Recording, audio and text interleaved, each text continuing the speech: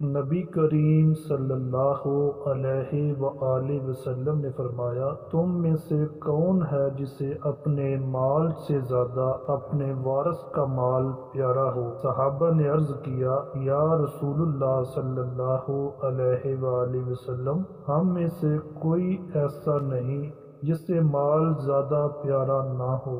رسول اللہ صلی اللہ علیہ وآلہ وسلم نے فرمایا، پھر اس کا مال وہ ہے جو اس نے موت سے پہلے اللہ کے راستے میں خرچ کیا، اور اس کے وارث کا مال وہ ہے جو وہ چھوڑ کر مرا۔